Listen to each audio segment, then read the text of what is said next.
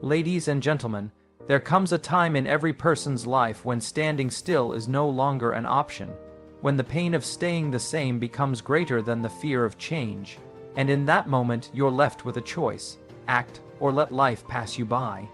But here's the truth we rarely talk about. You will not feel ready, you will not feel motivated, and you will not feel comfortable.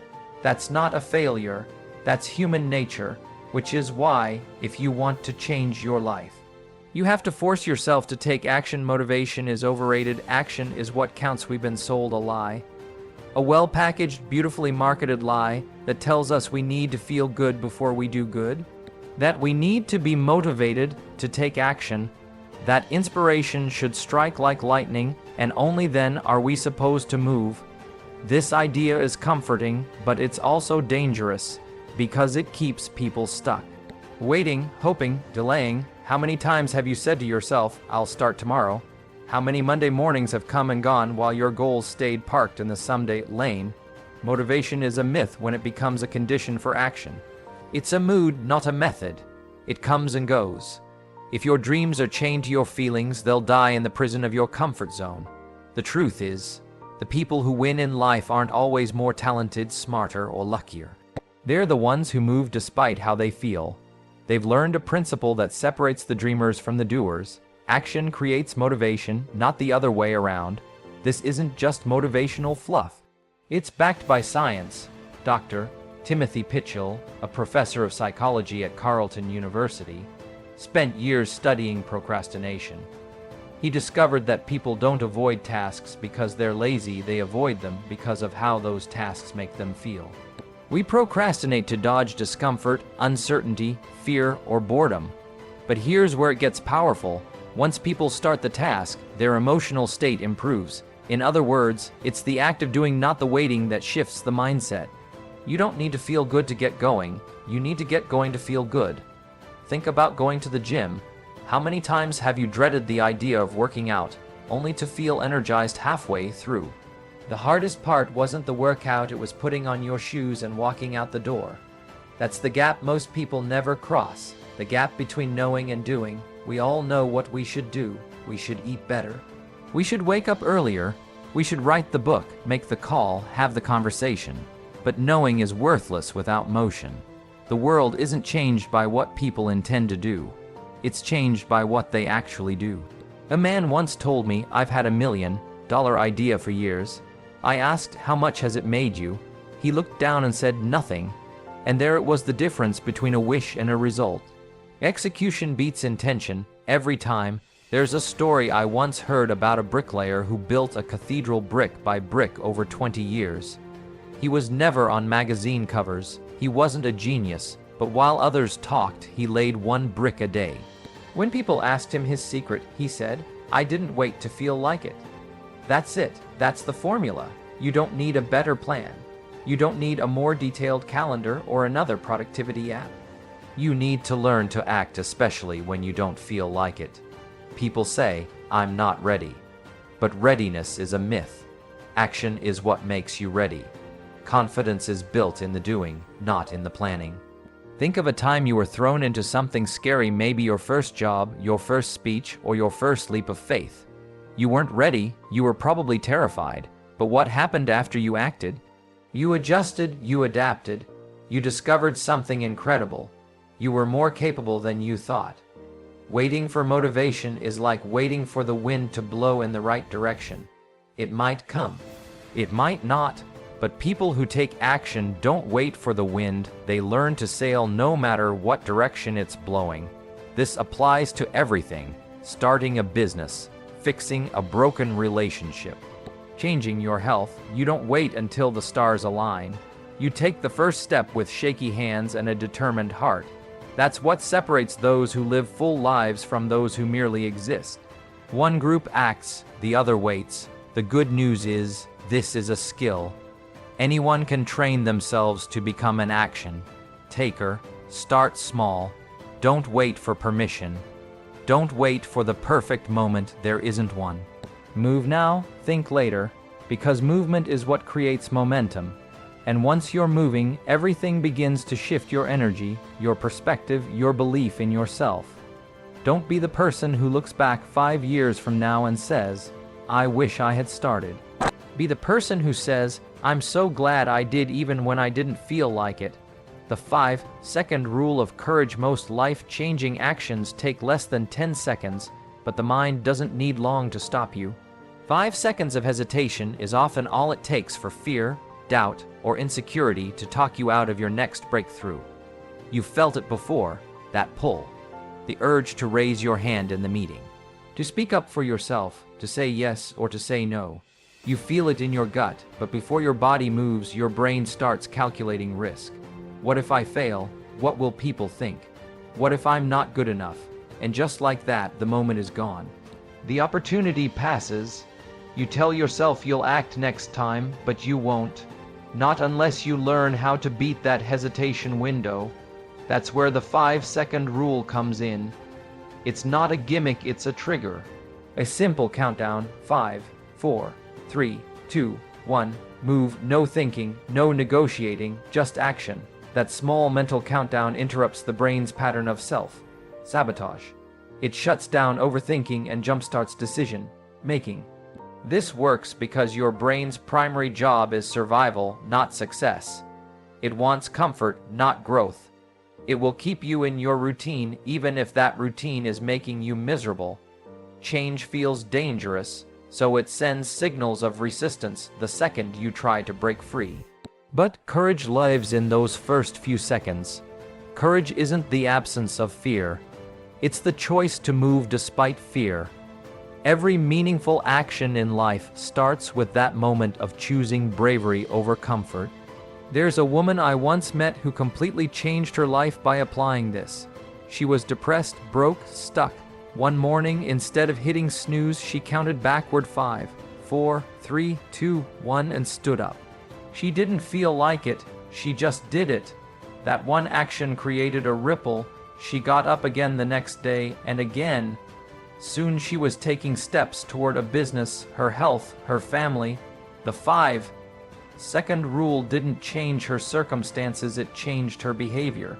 It gave her power over the moment, and in life, power over the moment is everything. Every time you hesitate, you're giving away your power. But when you take control, even in the tiniest way, you begin rewriting your story. You stop waiting for confidence. You build it one small act of courage at a time. Courage is not some heroic force reserved for rare moments. It's a daily discipline, and the more you practice it, the stronger it gets. You learn to trust your instincts, to move when it counts, to act even when you're afraid. 5 seconds can change your day. 5 seconds can change your life. Discipline beats inspiration every time the world glorifies talent. It idolizes creativity, but talent without discipline is wasted potential. Creativity without structure is chaos. Discipline is the difference between a dream and a result. It's what gets the book written, the body transformed, the business launched. It's the grind behind every great story, and most of it happens when nobody's watching. You don't need more inspiration. You need more follow-through. People love the idea of transformation, but they hate the reality of repetition. They want the results, but not the rituals. They want the rewards, but not the routine.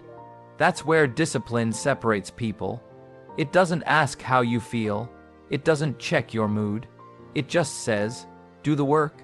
Ask any athlete, artist, or entrepreneur what changed their life. It won't be a moment of brilliance. It will be the morning they showed up, tired and unmotivated, and did the work anyway. There's a reason the military drills discipline into every recruit. Because it's the most powerful weapon you have. When the mind is screaming stop, discipline whispers, keep going. It's what gets you out of bed when your body wants to stay. It's what puts you back on the track after failure. It's what keeps you writing when the words won't come. There's a man I once knew who lost over 100 pounds. People kept asking him, "What diet did you use? What was your motivation?" He said, "I stopped negotiating with myself. That was it." He didn't give himself options. He didn't ask himself how he felt about working out. He just did it day after day. Discipline isn't glamorous, but it's transformative. it builds trust with yourself. When you keep a promise to your goals, you start to believe in your ability to change. That belief multiplies. It shows up in how you walk, how you speak, how you lead, and it's not about perfection. It's about consistency. Missing a day isn't failure, quitting is. If you fall, you get back up. If you miss, you start again. Discipline doesn't need perfect conditions. It thrives in chaos. It adapts. It adjusts. The good news is, discipline can be trained. It's a muscle. Start small. Set one non-negotiable. 10 minutes of reading, a short walk, one task completed before 9 a.m., then build from there. Stack the wins, and soon you'll become the kind of person who doesn't just talk about change, you live it. Success doesn't come from occasional bursts of brilliance. It comes from consistent, boring, disciplined effort. Day after day. Small acts, big momentum. Most people overestimate what they can do in a day and underestimate what they can do in a year. They want dramatic change, overnight results, instant success. But that's not how transformation happens. It's not in the big moves, it's in the small, consistent actions that build momentum over time. Momentum is a force. Once you get moving, it carries you. But the hardest part is getting started, not because the task is difficult, but because our brains make it feel enormous. We see the mountain and forget that all climbs begin with a single step. You don't need to leap. You need to begin. Want to write a book? Start with one paragraph. Want to start a business? Write down one idea. Want to improve your health? Go for a 10-minute walk. Small doesn't mean insignificant. Small means possible, and the possible becomes powerful when repeated. There's a psychological phenomenon called the Zeigarnik effect. It says that once you start something, your brain wants to finish it. Just starting, even in a tiny way, creates tension that pulls you forward. It's like lighting a fuse. The flame spreads. You want to keep going. You want to complete what you started. But none of that can happen until you begin. Waiting for the perfect plan or the ideal conditions kills progress. Movement matters more than mastery. You can fix direction along the way, but you can't correct a path you never start walking. Look at the most successful people in any field. They rarely began with clarity. They started with curiosity, a small step, a rough sketch, a phone call, an experiment. They didn't wait for certainty. They moved, and clarity came with motion. There was a man who wanted to get his finances in order. He had credit card debt, no savings, and a constant sense of anxiety around money. For years, he did nothing, overwhelmed by the scale of the problem. One day, he set a timer for 5 minutes and looked at his bank account. That's all. The next day, he made a spreadsheet. The day after that, he read one article about budgeting. A year later, he was debt-free, saving, and coaching others. It started with a 5-minute action.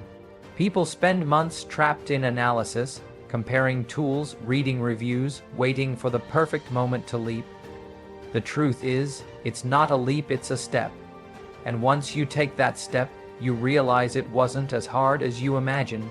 Momentum does what motivation won't. It carries you through the days you feel tired. It reminds you that progress is possible. It gives you evidence that you can do it one step at a time. There's no shame in starting small. The shame is in never starting at all. Pain is temporary. Regret is forever. Comfort feels good in the moment. So does avoidance. But nothing is more painful than the moment you realize time has passed and you have nothing to show for it. Not because you failed, but because you never tried. Regret is heavier than fear, heavier than failure. It sits quietly at first, a whisper in your mind, then it grows. The longer you ignore your calling, your dreams, your potential, the louder regret becomes. It haunts the moments between your thoughts. It shows up when you see others doing what you know you're capable of. There's a nurse in Australia, Bronnie Ware, who spent years caring for people in their final days. She listened to their confessions, their reflections, their last truths. The number one regret of the dying: I wish I had lived a life true to myself, not the life others expected of me. They didn't wish they had worked more. They didn't wish they had made fewer mistakes. They wished they had taken more chances, started the business, made the move, said I love you, said I'm sorry, tried and failed instead of never trying at all. Pain is part of growth. Discomfort is the cost of change, but that pain passes. Muscles ache, minds resist, hearts race, but you push through, you adapt, you become stronger. Regret doesn't pass, it lingers.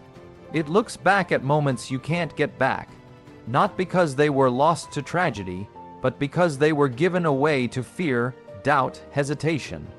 There's a man who stayed at the same job for 30 years. He hated it for 25 of them. He had dreams of opening a small coffee shop, but he never acted. He had the savings, he had the time, but he didn't have the courage. At his retirement party, someone asked what he'd do now that he was free. He smiled politely, but later he told a friend, "It's too late now, I missed my shot."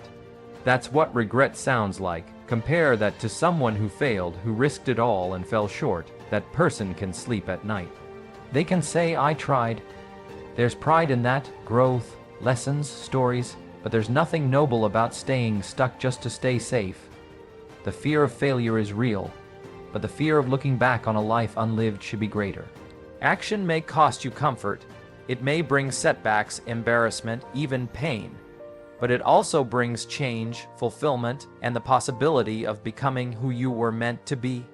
The time to move is now. There's a version of you out there stronger, bolder, more fulfilled, but you'll never meet that person unless you move. Not tomorrow. Not when the timing is better. Not when the fear is gone. Now, because motivation isn't coming to rescue you. Confidence isn't going to fall from the sky. The perfect moment doesn't exist. If you want change, you have to force it. You have to act when it's hard, when it's uncomfortable, when every part of you wants to wait. That's where power is found. 5 seconds of courage can change your life. One decision, one step, one moment of discipline in the face of resistance. That's all it takes to break the cycle you've been stuck in. You don't need to be extraordinary to do this. You just need to decide that your future matters more than your fear, that your vision is worth more than your excuses. That regret is more terrifying than any challenge in front of you. Action is your way out. It's your weapon against doubt, fear, and stagnation. And the beautiful thing is you don't have to move the mountain today. Just move a single stone, then another and another.